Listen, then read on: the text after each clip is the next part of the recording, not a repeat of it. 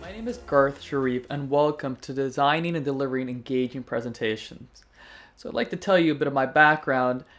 Prior to a certain event, depending on when you're watching this, I won't tell you the event, but I moved from doing primarily live training to virtual presentations and virtual meetings.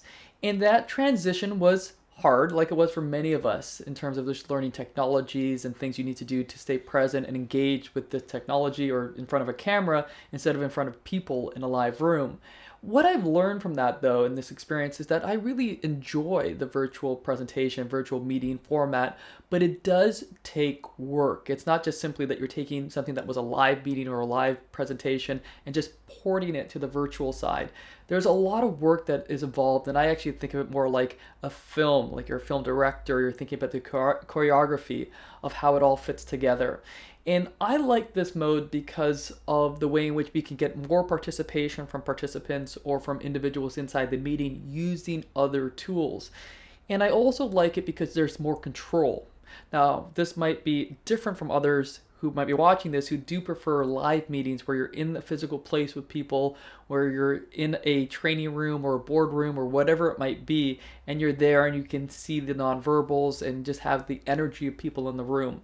And whether you like one or the other, the question is how can we make the best choice for the medium that we're in?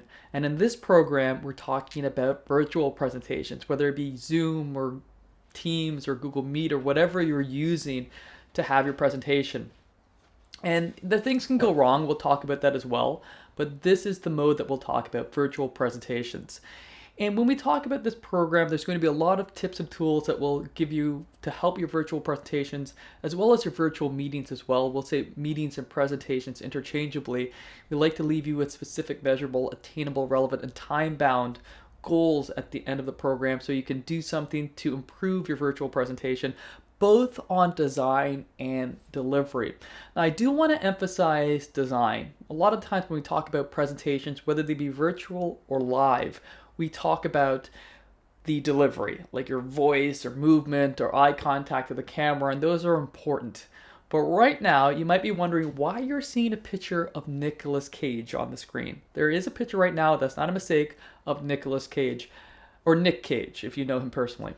Why is he there? Now, Nicolas Cage is a fantastic actor. If you've seen Wild at Heart or Raising Arizona or any number of films where you said, wow, Leaving Las Vegas, just a lot of films where you can just say, wow, Nicolas Cage is amazing, a fantastic actor.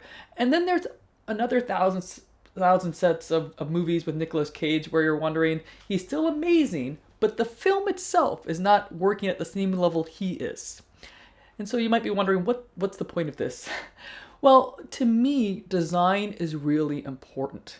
Because if you're Nicolas Cage, you can elevate any material. You can take material that's already fantastic, like Leaving Las Vegas, and make it even more powerful.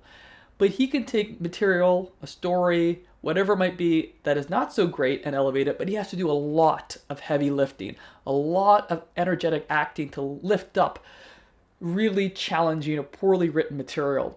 And what I would say is that's great for Nicolas Cage. He has that ability and that energy, but I say to you this, isn't it better that the design lifts you up than you lift up the story? That you put emphasis on the design of your presentation so you don't have to be Nicolas Cage and then put all of your energy into lifting a bad script. That's why I'm using the picture of Nicolas Cage. I want us to focus on design. We will talk about delivery, but design sometimes gets left behind as an afterthought to just like how are we going to appear in front of the camera or using the video conferencing software. But I want to emphasize design, and that's why Nicolas Cage is up here. So before we begin, we're going to talk about the different modules in this program, but I also want you to reflect on what type of presentation you do like more. We're going to get into that in our first presentation. Do you like in-person presentations where everyone's in the room, or virtual presentations. That's important to establish because it might give you a bias one way or the other. Now, what are we going to be talking about in this program? Well, we're going to be talking about in-person presentations versus virtual presentations, and that's why I'm asking you to reflect on those, because there is a difference and we want to approach them differently. Then we'll talk about camera, audio, and lighting, and this is the technical side to doing something like a video conferencing software or doing something virtual, that we have to consider camera, audio, lighting, what I call CAL.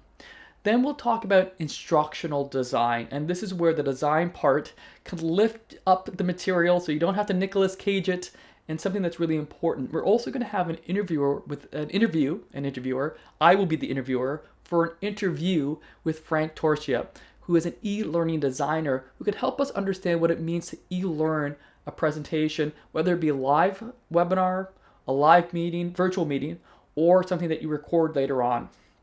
And then finally, we'll talk about delivery best practices and what it does mean to feel present in front of a camera. And hopefully at the end of the program, we'll have you have some smart action goals that you can take away and improve your next virtual presentation.